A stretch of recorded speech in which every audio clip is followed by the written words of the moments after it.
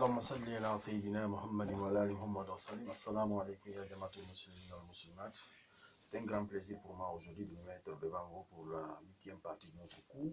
Aujourd'hui, nous allons voir le secret caché dans l'étude de Moussa al-Surajali, Inch'Allah. Regardez, observons ce tableau. Étude des carrés magiques de 3x3 de Al-Rajali, 8e partie, secret caché. Nous allons prendre le premier carré qui est là, qui est en chiffre, c'est-à-dire qui est rempli à partir des chiffres, des 9 premiers chiffres.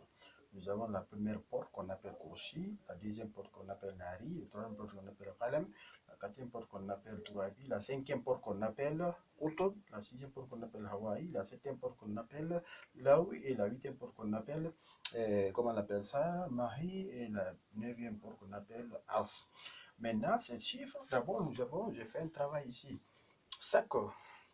Chaque chiffre là, parce qu'il y a le chiffrage, comme je vais vous montrer aussi les différentes manières, j'ai dit, il y a l'Occident et l'Occident oriental pour les calculs. Chaque lettre arabe, il y a 28 lettres, chaque lettre arabe a une valeur numérique.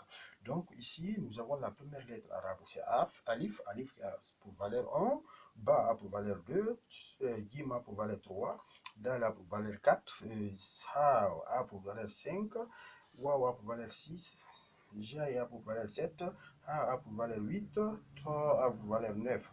Donc, en remplaçant les chiffres par leurs valeurs ici, nous avons maintenant Alif, Ba, Jim, Dal, Ha, Wa, Jai, Ha, Ta. Donc, voici le carré. Maintenant, en fonction des lettres. Maintenant, en vertu de ça aussi, de ces 9 lettres, nous avons essayé de faire sortir le nom de Dieu caché dans ce carré. Le nom de Dieu caché dans ce carré. Ça aussi, je vous dis, parce qu'il n'y a pas une formule universelle. Certaines, par exemple, la première porte qui est là, qui est représentée par Alif, il y a tous les noms, les 99 noms de Dieu. Parmi les 99 noms de Dieu, vous regardez tous ceux qui commencent par Alif peuvent être utilisés ici. Ici, Ba, tous les noms de Dieu qui commencent par Ba peuvent être utilisés ici. Vous pouvez choisir un nom là-bas, ça pourra vous servir. Il ne faut pas voir dans les livres, c'est écrit Alif, Allah. Il faut dire que si c'est pas Allah, c'est pas vrai. On ne peut pas écrire ici Awal, c'est pas vrai, c'est pas vrai, c'est pas vrai. Donc ici, il y a Badiou, il y a Ba, il y a Badiou ici, il y a Badiou qu'on peut prendre ici, il y a Barik qu'on peut prendre ici. Il y a plusieurs noms de Dieu qui commencent par Ba. Parmi les 99 noms. Mais tout prenez parmi les 99 noms d'Inch'Allah. Il y a Gim aussi, nous avons Jamio qu'on peut prendre ici, nous avons Jaber qu'on peut prendre ici, ça dépend de vous. Dali aussi, nous avons Dafer, il y a Hawa, il y a Hadi, donc ici aussi il y a Wahab, il y a Wakil, etc. Il y a Jakir, ici aussi nous avons Hayyu, nous avons Hakim, nous avons Halim. Donc, nous avons Ta, Tahib, etc. Donc, ici, c'est à vous maintenant de choisir les 9 noms correspondant aux 9 lettres qui sont dans le carré.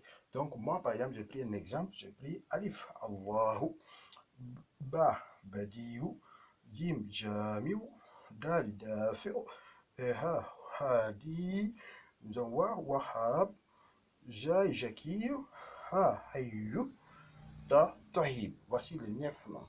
Et je vous montrerai les prochaines séances quelle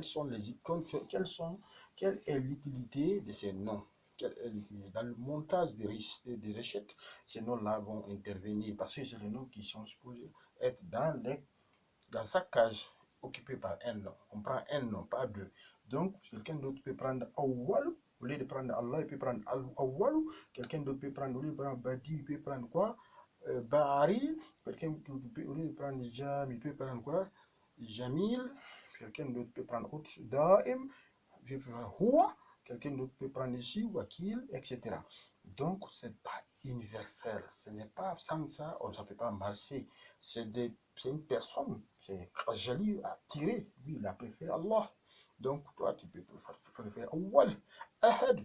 Donc, ça peut marcher, ça marche parce qu'il y a le maître qui limite la connaissance, il limite la connaissance des disciples. Donc, évitez cela. Donc, après ça, nous revenons au comptage chiffre arabe.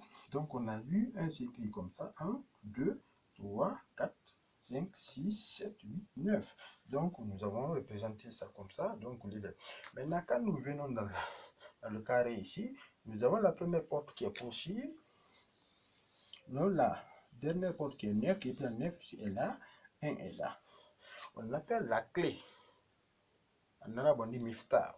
Donc la clé, ici c'est le verrou. La clé est le verrou. Donc nous verrons l'utilité de ces deux portes dans le zikr, comment il est utilisé. Donc nous avons la rentrée, ici c'est fermé, c'est la dernière porte de la cage. Donc nous avons Kursi, nous avons Nari, nous avons Kalam, nous avons Turabi, nous avons Qutb, nous avons Hawaii, nous avons Lawi, nous avons Mahi, nous avons Nari.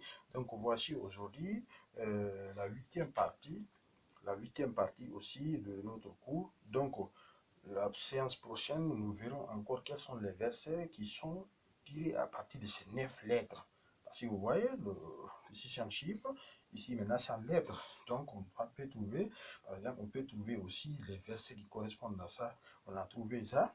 Il y a les noms sourianiques aussi que nous allons déterminer à partir d'ici. Et chaque lettre a un ange bénéfique et un ange maléfique. Donc nous avons des esprits.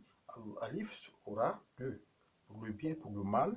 Nous avons Ba aura 2 pour le bien et pour le mal. Donc c'est ce que nous allons faire aujourd'hui. Aujourd'hui, nous nous limitons là par la grâce de Dieu. Nous verrons le reste du cours, Inch'Allah. Assalamu alaikum wa rahmatullahi ta'ala wa barakatuh.